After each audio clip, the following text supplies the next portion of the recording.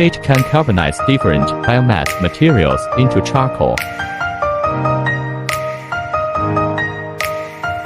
The material enters the carbonization furnace through the conveyor belt.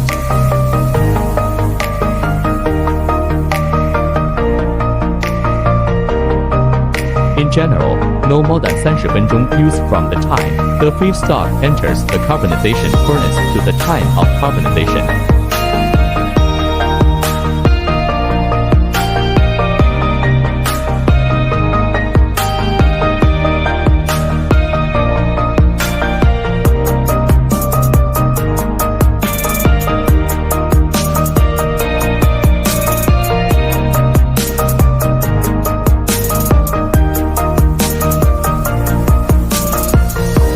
It can also be used with mixer and ball press.